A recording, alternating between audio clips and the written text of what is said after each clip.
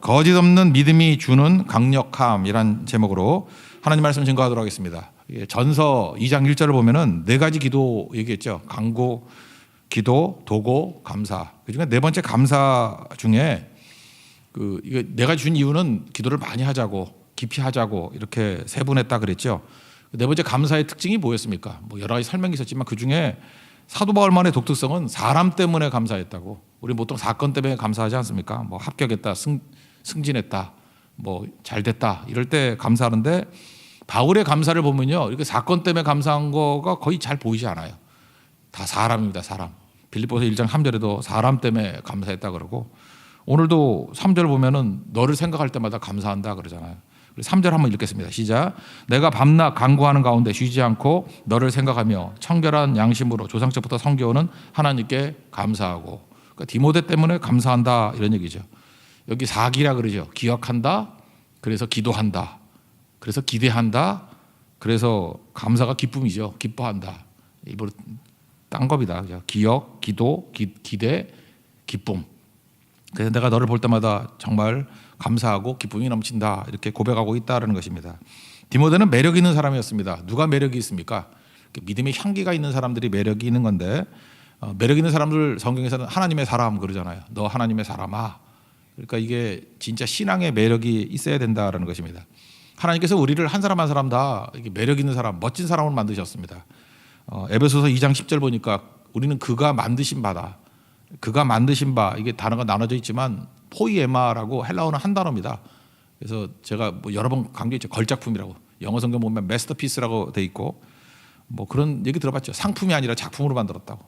상품은 대체 가능한 거지만 작품, 뭐 김홍도의 작품, 신윤복의 작품, 이게 비교할 수 없죠. 그죠? 각각 독특성이 있듯이 하나님께서 우리를 작품으로 만드셨다. 걸작품으로 만드셨다. 그러니까 디모데에게도 이런 걸작 같은 매력이 있다라는 것입니다. 두 가지를 얘기하고 있어요. 하나는 인정해 주는 거고 또 하나는 격려하는 거. 그 안에 있었던 것 같아요. 거짓 없는 믿음, 이게 매력이었어요. 또 하나는 복음과 함께 고난 받는 것, 이게 격려일 수도 있죠. 이 두 가지. 우리에게도 디모데에게 있었던 이 매력, 거짓 없는 믿음과 또 복음과 함께 고난 받는 모습이 우리 삶 속에서 드러나는 우리 포이에마, 멋진 하나님의 걸작품 되는 축복이 임하기를 기원합니다. 우리 디모데 개인 인성을 한번 살피는 거예요. 믿음을 살피는 거예요. 첫째는 거짓 없는 믿음이라 그랬습니다. 거짓 없는 믿음, 이거는 우리 앞에서도 배웠죠. 1장 5절에 보니까 그 세 가지 있잖아요. 그 사랑인데 청결한 마음, 선한 양심, 거짓 없는 믿음, 이 세 가지 얘기를 했잖아요. 거기서 나왔듯이 디모데 너를 볼 때마다 거짓 없는 믿음이 있다. 이 거짓이라는 게 무슨 뜻입니까? 거짓이 있다. 이 가면을 쓴다 그랬잖아요. 위장하다. 그래서 배우들이 연기하듯이. 그러니까 거짓된 믿음은 뭐냐면 연기하는 믿음이에요. 그러니까 거짓 없는 믿음이란 건 뭡니까? 연기하는 게 없는 믿음이에요. 우리 연기하잖아요. 그죠? 믿음 있는 척, 믿음 없는 척. 교회 와서는 믿음 있는 척, 그래야 편하죠. 근데 세상에 나가서는 믿음 없는 척 해야지 편하죠. 그래야 뭐 농땡이 쳐도 누가 뭐라고 안 하고. 그래서 교회 안팎이 너무 달라요. 그게 위선이라고 그러죠. 위선자. 그게 거짓이거든요. 근데 디모데 너를 볼 때마다 거짓이 없다, 진짜다, 그런 거죠. 하나님께서는 이 거짓 없는 거, 거짓을 제일 싫어하거든요. 이게 마귀로부터 나온 거기 때문에. 거짓말, 이게 마귀잖아요. 거짓말하는 자. 우리가 하나님 앞에 진실되게 사는 게 중요한 건데, 병자와 죄인으로 서라 그러잖아요. 그 건강한 자에게는 의사가 쓸데없다. 그러니까 병자로 서야 의사 대신 예수님이 만나 주신다. 의인에게는 예수님이 쓸데없다. 누굴 구원해줘요? 죄인이기 때문에 구원해 주신다. 그러니까 진실됨으로 선다는 게 무슨 얘기입니까? 병자로 선다, 죄인으로 선다. 그래야 만나 주시죠. 죄인과 세리는 만나 줬는데 진실하니까. 바리새인은 만나지 않았습니다. 가짜니까. 그래서 거짓 없는 믿음, 그거는 진짜 믿음이다. 그저 이렇게 연기하지 않는 믿음이다. 그럼 거짓된 믿음이 왜 나쁜가? 오늘 보면 세 가지 의미가 있기 때문에 그런 것 같아요. 첫째는 허약한 믿음이에요. 거짓된 믿음은 그 믿음도 아니죠. 작동하지 않는 거예요. 가짜이기 때문에. 거짓된 믿음은 허약합니다. 허약한 믿음이에요. Not working. 작동을 안 해요. 귀신 들린 아들 데리고 왔습니다. 못 고쳤잖아요. 그때 예수님이 뭐라고 말씀하세요? 마가복음 9장 19절 보니까 믿음이 없는 세대예요. 그렇게 믿음이 없니? 그러잖아요. 풍랑 가운데 있을 때 뭐 두려워 떨고 그러잖아요. 예수님 또 뭐라 그래요? 야, 이렇게 믿음이 없냐? 오병이어 기적 그거 보고도 믿음이 이렇게 안 생기니? 그러니까 뭐예요? 작동 안 하는 거예요, 믿음이. 믿음이 악사사리가 아니잖아요. 작동을 해야지. 거짓된 믿음은 작동을 안 해요. 그러니까 여러분들 믿는 척하면 작동을 안 한다니까. 그래서 믿는 척하는 사람들 끌고요. 현장에 가보면 알아요. 믿음이 작동을 안 해. 작동을 안 해서 그냥 퍽퍽 쓰러지고 두려워 떨고 깨지게 된다는 것입니다. 작동 안 하는 믿음이 파선이라 했잖아요. 파선. 믿음이 파선돼 버린다고. 후메네오, 알렉산더 같이 배신하고 배교하고 떠나버리게 된다. 그러니까 이게 가짜 믿음은 구원이 없죠. 지옥 갑니다. 그래서 진짜 믿음 가져야 된다는 거예요. 왜? 작동하지 않는 믿음이기 때문에. 허약한 믿음이기 때문에. 거짓된 믿음은 두 번째 동역이 안 돼요. 이게 참 중요한 것 같은데 하나님의 교회를 그리스도의 몸 그러잖아요. 그래서 공동체잖아요. 이렇게 동역이 돼야 뭐 일을 하죠. 그래서 손과 발, 뭐 눈, 코 이게 다 동역하는 거 아니에요. 한 몸이니까. 그러니까 생명체는 반드시 동역이 돼야 되는데 이 거짓된 믿음은요 위선이기 때문에 동역이 안 된다니까요. 거짓되면은 신뢰가 깨져버리지 않습니까? 누가 못 믿을 말 자꾸 거짓말하고 아침에 했던 얘기 저녁에 틀리고 뭐 물어볼 때마다 틀려요. 그럼 신뢰가 갑니까 그거? 그게 안 되잖아요. 그러니까 신뢰가 깨져버리게 되겠죠. 그러니까 동역이 되려 그러면은 거짓이 없어야 된다. 사도 바울이요 디모데를 믿음의 아들이라고 부른 적도 있고 특별히 로마서 16장 21절 보니까 동역자라고 불러요. 나의 동역자 디모데 파트너다. 코워커다 이렇게 표현해요. 내 동역자 디모데. 그 이유가 무엇입니까? 깨끗하기 때문에 그래요. 거짓 없는 믿음이기 때문에. 그래서 동역이 가능하다고요. 여러분들 혹시 그 신앙생활을 하는데 혼자서는 잘하는데 동역이 잘 안 되는 경우가 있죠. 그럼 한 번쯤 물어봐야 될 것 같아요. 내가 이게 거짓된 위선적인 믿음이 아닌가? 척하는 거, 이게 연기하는 믿음 아닌가? 진짜 믿음은 신뢰하기 때문에 신뢰가 있기 때문에 동역이 가능해진다는 것입니다. 특별히 세대 간의 동역이 가능한 거예요. 사도 바울은 60대인 것 같고 디모데는 한 30대인 것 같아요. 나이 차이가 큰데 동역이 되잖아요. 내 동역자 디모데. 그 얘기는 거짓 없는 믿음이기 때문에 그게 가능하다라는 것입니다. 우리 교회도 성교 같은 데 가보면은 이렇게 여러 세대가 모여 있잖아요. 중학생부터 뭐 초등학생부터 시작해서 할아버지 할머니까지 이렇게 다 모여 있는데 잘 보면 잘 어울리고 이렇게 하나 되게 만드는 분들의 특징이 뭐냐? 이게 거짓이 없어요. 거짓 없는 믿음이 있을 때 쉽게 융화가 되고 뭐 이유는 뭔지 모르지만 이렇게 숨기는 게 많으신 분들 또 자기 이렇게 드러내는 거 뭐 이렇게 어떤 거 물어보면 막 화를 내고 막 그런 분들 있죠. 그때는 뭐 이유는 있겠죠. 뭐 상처나 뭐 트라우마 이런 게 있든지 아니면 뭐 성격적으로 그럴지 모르겠지만 동역이 잘 안 되더라고요. 저도 젊었을 때 그런 부분에 좀 문제가 있었어요. 동역이 잘 안 되더라고. 근데 깨끗하게 이렇게 거짓 없게 나가게 될 때 이게 와요. 사람들이 친구들도 모이고 또 목사님들도 모이고 그런 게 있더라고요. 그러니까 참 위선만큼 외로운 게 없는 것 같아요. 위선은 자기를 이렇게 척하는 것 같이 보이는데 그게 나를 외롭게 만드는 것이 된다라는 것입니다. 나이 들면 저는 제 꿈이 있다 그랬죠. 좀 약간의 돈이 있었으면 좋겠어요. 어느 정도 밥 사주는 정도.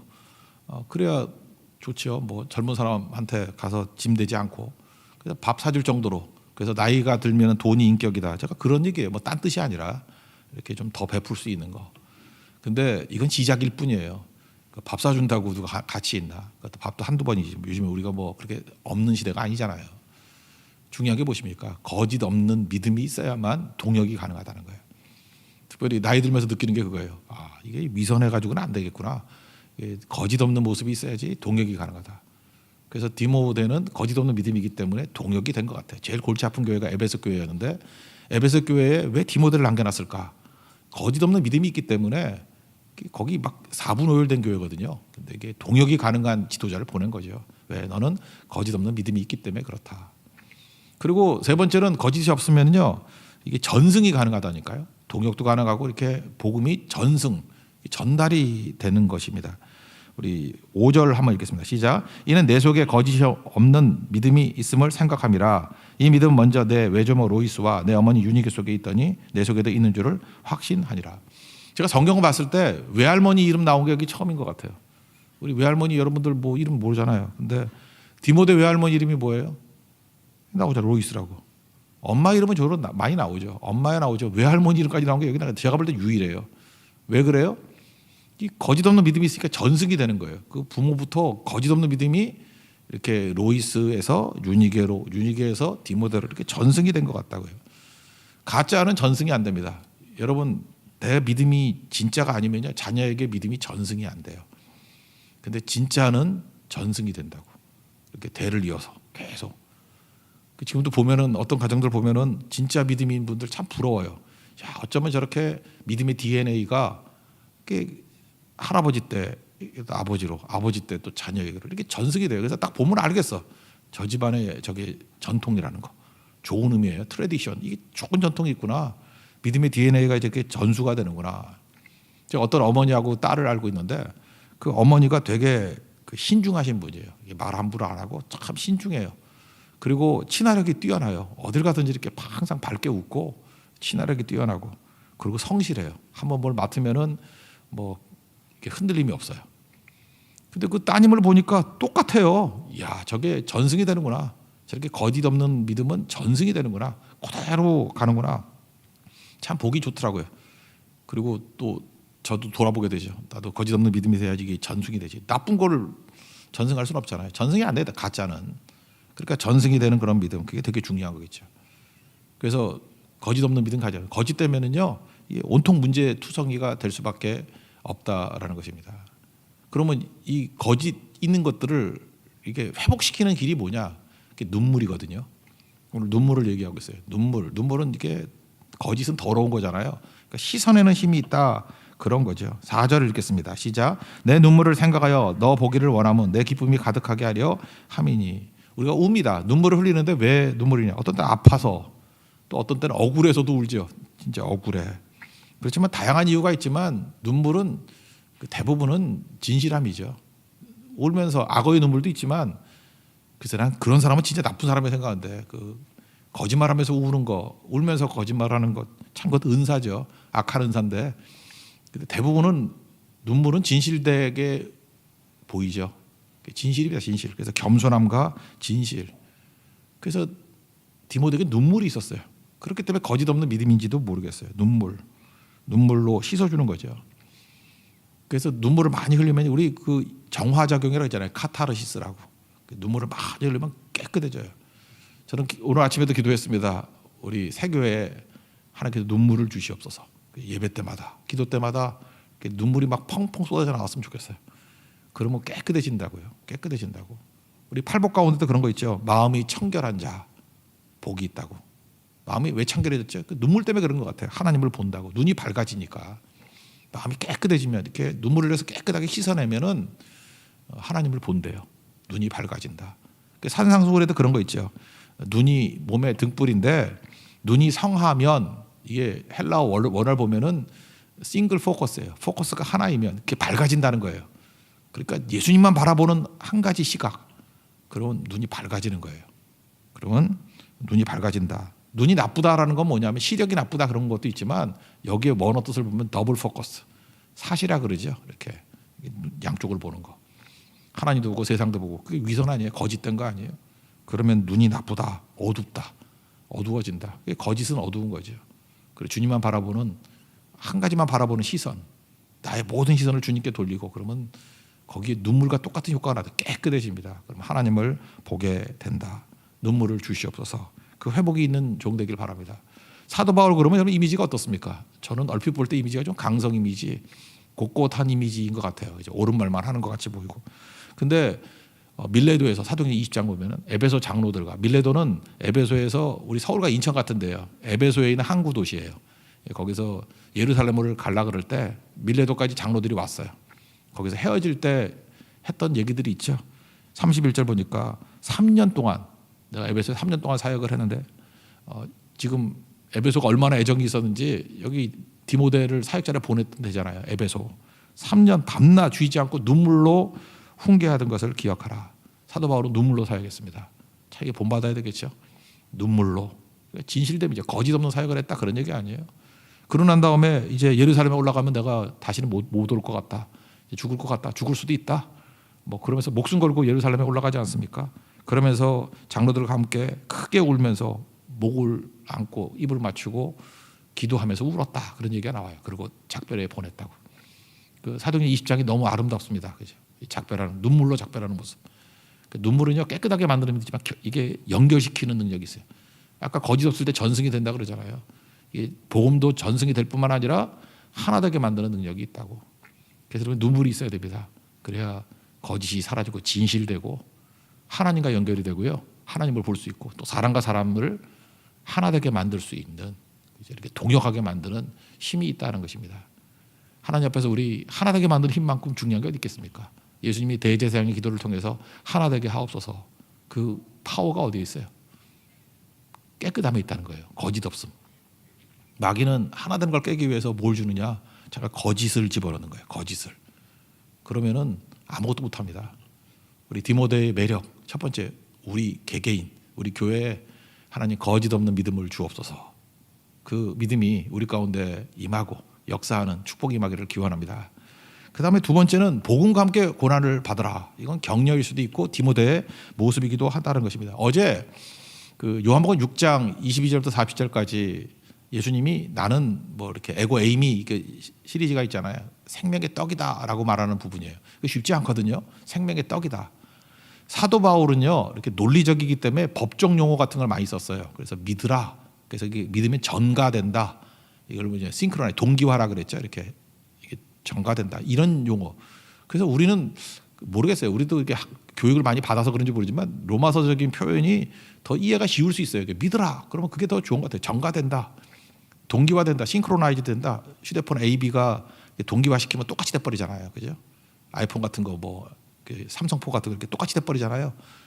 그런 식으로 설명하고 있다고 사도 바울은. 근데 예수님은 사실 당시로는 더 쉬운 건데 나 생명의 떡이니까 나 먹어 그런 뜻이거든요. 나를 먹어라. 먹어서 일체되라. 내가 네 안에 들어가길 원한다. 성찬식이 그거 아니에요. 먹는 거 아니에요. 예수님의 살을 먹고 피를 마시고. 그게 무슨 뜻이에요? 하나가 된다. 그런 일체가 된다 그런 뜻이거든요. 근데 요즘에는 그 말이 더 어려워졌어. 그래서 요한복음 설교하는 게 더 힘들어요. 먹으라는 거, 먹으라는 거. 그러니까 믿으라는 이퀄 먹으라. 예수님을 먹으라요. 먹으라. 그래서 하나 되기를 원한다. 그런 뜻이죠. 제가 이어령 교수님 얘기를 했죠. 그 디질로그라는 책에 보면은 한국 사람들은 이렇게 부흥되는 이유가 뭐냐면 그 성경의 말씀을 그러니까 복음을 이해하는 전 이해가 있다는 거예요. 왜냐 우리에게는 참 복음을 받아들이기 좋은 그릇이 있대요. 축복이라고. 왜냐 우리한테는 먹는다는 개념이 있다고. 먹는다는 개념. 우리 12월이니까 내년 되면은 또 한 살 나이 먹죠. 나이를 먹는다라고 표현하잖아요. 나이를 먹는다. 중국 사람들은요 첨가한다 할 때 첨이에요. 첨 더한다예요. 일본어 여기 일본어 하시는 분들 많이 있죠. 일본에는 취예요. 취득한다 할 때 얻는다. 그죠? 중국 사람은 더한다. 일본 사람들 얻는다. 중국 사람은 첨.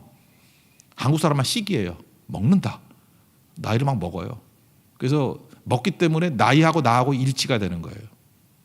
30살의 전병국과 50살의 전병국이 달라요. 그래서 우리는 뭐 걸핏하면 그러잖아요. 너 몇 살이야? 민증 까봐. 맨날 이러잖아요. 그죠?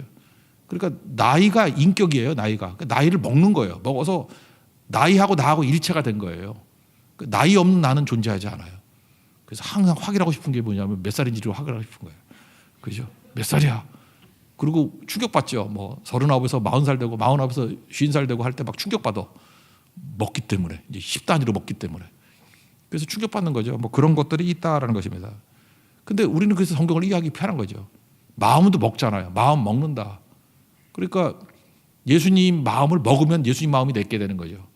빌립보서 2장 9절 보니까 너희 안에 이 마음을 품으란데 그리스도 예수의 마음이 이거를 우리 한국식으로 번역한다 그러면 너희 안에 이 마음을 먹어라. 어떤 마음이에요? 예수의 마음을 먹어라. 예수님을 먹으면은 예수님 마음이 내 안에 작동한다는 거예요. 예수님 같이 된다는 거죠. 먹는다. 이거 나쁜 뜻으로 되게 많이 쓰잖아요. 그죠? 뭐 돈도 먹는다. 그럼 뇌물이잖아요. 돈 먹으면 그 나쁜 게 내 속에 들어오는 거예요. 그래서 같이 타락하는 거죠. 너 돈 먹었지? 이러잖아요. 돈 먹었지? 뭐 이런 거. 나쁜 뜻이죠. 겁도 먹는 거예요. 너 겁먹었지? 마귀가 쑥 들어오는 거예요. 두려움이 쑥 들어와서 두려움을 먹으니까 내가 두려움 가운데 있는 거라고. 너 겁먹었지? 안 먹으면 돼요. 드시지 말라고 왜 겁을 먹어? 먹을 게 없어요? 왜 겁을 먹냐고. 또 사회물 먹었다 그러잖아요. 사회물. 사회 속에서 있다면 사회 영향력이 이렇게 들어온다는 뜻 아니에요. 사회물 먹었다. 뭐 좋은 뜻이 나쁜 뜻이지만 좀 나쁘게 쓰는 것 같아요. 말이 먹힌다. 내가 했던 말이 쑥 들어가잖아요. 그 사람의. 말이 먹히죠. 말이 먹혀야 돼요. 이게 하나님 말씀이면 말씀이 먹혀야 된다고. 그래서 성찬식이 뭐예요? 살을 먹으라. 피를 마시라. 그래서 나는 생명의 떡이다. 그러니까 예수님을 먹으라고 표현한 거예요. 그래서 일체가 되는 거예요. 그래서 중심이 내가 아니라 나다이 버크라이스트 예수님이 중심이 되는 거. 그거를 뭐 1장 12절 같은 데 믿는다라고 표현했죠. 영접하는 자고 그 이름을 믿는 자. 그래서 믿는다의 동의어가 영접한다라는 걸로 되기도 하고요. 또 요한복음 6장 같은 데 보면은 나는 생명이 있다고 그러니까 나를 먹으라. 그다음에 에스겔서 같은 데도 이 책을 먹으라. 두루마리를 먹으라. 이제 말씀이 들어와서 나가 일체가 되라. 그런 표현이잖아요. 사도 바울이 이걸 뭐라고 표현한 거냐? 이거 비슷한 건데 복음과 함께라는 뜻으로 써요. 복음 먹으라예요. 그죠? 복음을 먹고 고난을 받으라. 얼마든지 돌파해 나갈 수 있다. 그런 뜻이라는 것입니다. 그러니까 디모데는 요한복음을 표현하면 복음을 먹은 사람입니다. 복음을 믿은 사람입니다. 그래서 고난과 싸워서 이길 수 있는 거예요. 여러분들 그런 하나님의 백성들은 축복이 임하기를 바랍니다. 그래서 사도 바울이 디모데에게 하는 게 뭐냐면 네 속에 이미 있는 것들에 내가 불을 붙여주기를 원한다. 어디에? 은사에 불을 붙여주기를 원한다. 이렇게 돼요. 불이 붙어야 돼요. 감정에 불이 붙는 게 아니라 우리 속에 은사에 불이 붙어야 돼요. 성령이 임하게 이게 안수하면요, 막 감정에 불이 붙어가지고 펄펄 뛰는 게 아니라 내게 하나님이 주신 은사가 있거든요. 은사에 불이 확 붙어요. 은사에 불이 붙으면 이게 어마어마하게 쓰임 받을 수 있는 거라고. 우리가 이렇게 찬양하잖아요. 찬양하는데 뭐 정의숙 집사님이라고 그래 왔는데 뭐 문자가 왔더라고. 이렇게 예배 드릴 때 이게 막 방송으로 한번 들었는가 보죠. 뭐 조카랍니다. 조카인데 예배 중에 성령의 임재가 있고 통곡하면서 그 같이 찬양하면서 그죠, 이렇게 변화가 됐다 그러고, 또 어떤 분은 반주할 때 있잖아요. 월요일 날 이렇게 반주하는데 반주도 또 이게 성령의 감동이 있는가 봐요. 기도회 끝나고 이렇게 반주하잖아요. 우리 기도할 때 그 반주하는 걸 틀어놓고 난 다음에 불을 받았대. 하나님의 불을 받고 주님 따라 10년 됐던 사람이 돌아오고 회개하고 그런 사람이 둘이나 되더라고. 월요일 날은. 그게 바로 뭐예요? 은사의 불이 붙는 거라고. 그 내용 한번 읽어보자. 6절 읽겠습니다. 시작. 그러므로 내가 나의 안수함으로 내 속에 있는 하나님의 은사를 다시 불일 듯하게 하기 위하여 너로 생각하게 하노니. 저는 목사인데요, 함부로 안수하지 말라 그랬죠. 근데 그건 이제 사람을 직분을 세우는 걸 얘기하는 거고, 어떤 때는 어떤 성도를 보면서 안수하고 싶다 이런 마음이 들 때가 있어요. 뭐냐? 그 속에 은사에 좀 불이 붙고, 은사에 불이 붙다는 게 아니에요. 헌신할 마음. 이렇게 간절하게 안수를 하면요, 사람이 헌신할 마음이 막 생기더라고. 주님 앞에 충성할 마음이 생기고. 그러니까 안수기도 할 때 느낌은 아버지 마음이죠. 자녀들이 잘 되길 원하는 거. 정말 하나님께 주시는 은사에 불이 붙어서 잘 쓰임 받기를 원하는 거. 그런 거죠. 뭐든지 불 붙여 사용하면 강하잖아요. 수류탄이 있어요. 수류탄 어떻게 쓰죠? 던져서 쓸 수도 있죠. 쇳덩어니까 던지면은 뭐 머리 맞으면 피 터지겠고, 뭐 엉덩이 맞으면 타박상 있겠고, 뭐 그렇겠죠. 근데 수류탄을 던져 쓰는 사람이 어디 있어? 수류탄을 피 뽑아가지고 불 붙여 쓰면은 고성능이라고 하면 여기 사람 다 죽일 수 있지. 하나 던지면, 그죠? 여기 탁 던지면 여기 사람 다 죽을 걸. 물론 나도 죽지. 맞고 이제 던지면 나 죽. 그러니까 수류탄은 불 붙여 써야 되잖아요. 그러니까 바로 그거예요. 안수함으로 말미암아 하나님께서 내게 주신 은사에 수류탄 같이 불 붙여서 터지기를 원한다. 그런 뜻이죠. 여러분들 그런 능력과 은혜가 임하기를 원합니다. 그리고 복음과 함께니까 두려움은 마귀가 주는 거죠. 그래서 하나님이 주시는 마음은 두려워하는 마음이 아니다 그러잖아요. 하나님이 내 안에 먹으니까 쑥 들어오니까 뭐가 나와요? 능력과 사랑과 절제. 여기 마음이라고 되어 있는데 그 밑에 나누기에 뭐라고 되어 있어요? 영이라고 되어 있죠. 영. 심령이에요. 심령. 그러니까 내 안에 주님이 들어오셔서 주님의 심령이 들어온 거예요. 심령이. 이거 한번 읽어보죠. 7절입니다. 시작. 하나님이 우리에게 주신 것은 두려워하는 마음이 아니요 오직 능력과 사랑과 절제하는 마음이. 두려움 먹지 마십시오. 겁먹지 마십시오. 이거 마귀가 들어오니까 겁먹는 거죠. 두려움 먹는 거죠. 예수님이 들어오면은 성령이 계시기 때문에 여기 능력의 심령, 사랑의 심령, 절제하는 심령이 생긴다는 거예요. 왜? 마음 먹었기 때문에. 예수님의 마음, 그리스도 예수의 마음을 먹었기 때문에. 이 마음을 먹으라 그랬잖아요. 이 마음을 품으라. 그리스도 예수의 마음이니. 그러니까 예수의 마음을 먹으니까 능력의 마음이죠. 능력의 심령. 그 다음에 사랑의 심령이죠. 사랑의 심령. 그 다음에 절제의 심령. 그러니까 두려워하지 않고 담대하죠. 담이 쓸개 아니에요. 쓸개. 우리 동양 사람들 그렇게 쓴 것 같아요. 쓸개가 막 커진다고. 쓸개에서 소와 애기 막 나오잖아. 그래서 막 겁먹으면 입맛이 떨어지고 막 쫄고 막 설사하고 막 그러잖아요. 그 두려워하는 사람들은 그래요. 그렇다고. 근데 엄청난 일이 벌어짐에도 불구하고 밥만 잘 먹어. 그죠? 소화도 잘 돼. 잠도 잘 자고. 그때 뭐라 그래요? 쓸개가 크다. 그러잖아요. 그걸 담대하다 그런 거 아니에요. 너 쓸개 크다. 그래서 욕이 뭐예요? 쓸개도 없는 놈 아니에요. 그죠? 쓸개가 크다. 죄송합니다. 여기 쓸개 자르신 분이 있는데 죄송합니다. 예. 나하고 눈이 마주쳤어. 쓸개 없는 분하고. 예.